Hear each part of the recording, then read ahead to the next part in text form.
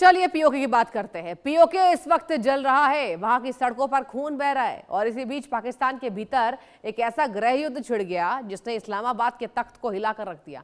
जरा सोचिए, जिन लोगों को पाकिस्तान अपना कहता था आज उन्हीं पर वो गोलियां बरसा रहा है। इसी बीच पाकिस्तान सरकार ने पीओके के निवासियों को आतंकवादी कहने लगे तो बिलावल भुट्टो जरदारी ने बगावत का बिगुल फूंक दिया। बिलावल ने सीधे इस्लामाबाद को चुनौती देते हुए कहा है कि कश्मीरियों को आतंकी कहना बंद करो, इस्लामाबाद देशभक्ति के सर्टिफिकेट बांटना बंद करे। अब सवाल उठता है, आखिर पीओके में क्या हो रहा है? क्या पाकिस्तान टूटने की कगार पर है? ये रिपोर्ट देखकर समझिए। सुलगती सड़कें, हवा में तैरता बारूद का धुआं और अपनों के खून से लाल होती पीओके की वादियां।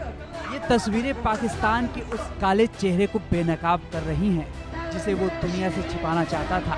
पिछले एक महीने से पीओके में हाहाकार मचा है। लोग बुनियादी हकों के लिए तरस रहे हैं। आटा, बिजली और आज़ादी की मांग को लेकर लाखों लोग सड़कों पर हैं।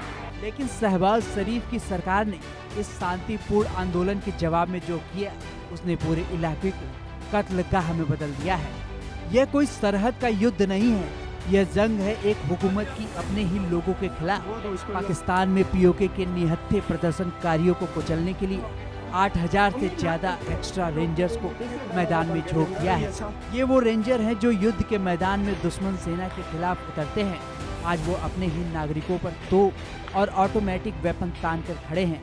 मुनीर शहबाज की सरकार ने इन्हें खुली छूट दे दी है, जाओ और कश्मीरियों की आवाज को हमेशा के लिए खामोश कर दो। अब तक 1 दर्जन से ज्यादा मासूमों की मौत हो चुकी है। सैकड़ों लोग अस्पतालों में जिंदगी और मौत की जंग लड़ रहे हैं। जब आवाम को दबाना नामुमकिन हो गया तो पाकिस्तान ने अपना सबसे पुराना और घिनौना कार्ड खेल दिया, जो कश्मीरी कल तक इनके भाई थे। मुनीर की सेना ने कश्मीरियों को आतंकी घोषित कर दिया। पाकिस्तान ने जम्मू कश्मीर ज्वाइंट अवामी एक्शन कमेटी पर बैन लगाया। आंदोलनकारी संगठन को देशद्रोही और आतंकी करार दिया गया। सवाल उठ रहा है, क्या अपने अधिकार मांगना आतंकवाद है? फैसले के खिलाफ पाकिस्तान में ही विरोध शुरू हो गया। पूर्व विदेश मंत्री बिलावल भुट्टो जरदारी ने सरकार को घेरा। बिलावल ने सेना और सरकार के गाल पर करारा तमाचा जड़ दिया। कश्मीरियों को देशद्रोहियों या आतंकी कहने का अधिकार नहीं। इस्लामाबाद देशभक्ति के सर्टिफिकेट बांटना बंद करे। बिलावल की सरकार को कड़ी चेतावनी दी, कश्मीरियों की पहचान पर हमला बर्दाश्त नहीं किया जाएगा।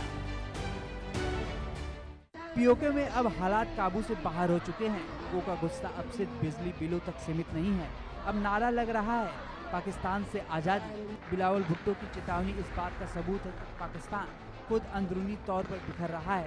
सेना चाहती है कि खून बहाना और नेता देख रहे हैं अपना फायदा। बिलावल भुट्टो की सीधी चेतावनी इस बात का सबसे बड़ा सबूत है कि पाकिस्तान अब अंदरूनी तौर पर पूरी तरह बिखर रहा है। एक तरफ जहां पाकिस्तानी सेना सिर्फ खून बहाना चाहती है, वहीं दूसरी तरफ स्वार्थी नेता इस तबाही में भी अपना सियासी फायदा ढूंढ रहे हैं। इस पूरी स्क्रिप्ट का सबसे बड़ा और सनसनीखेज धमाका तो यह है कि ठीक 7 दिन बाद पीओके में चुनाव होने वाले हैं। जरा सोचिए, जिस सूबे में चारों तरफ अपनों की लाशें गिर रही हों, वहां 7 दिन बाद लोकतंत्र का नाटक कैसे रचा जाएगा।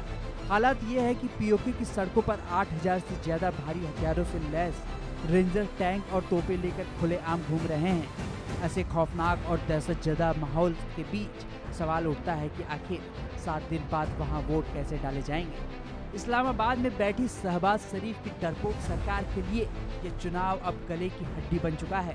पूरी दुनिया की नजरें अब इस बात पर टिकी है कि शहबाज सरकार इस सुलगते और बेकाबू हालात में चुनाव कैसे निपटाएगी। क्या पाकिस्तानी फौज वहां के बेकसूर नागरिकों को कनपट्टी पर बंदूक की नोक रखकर जबरन वोट डलवाएगी, या फिर इस खूनी ड्रामे का अंत ये होगा कि चुनाव की तारीख आने से पहले ही पीओके तक का पलट हो जाएगा।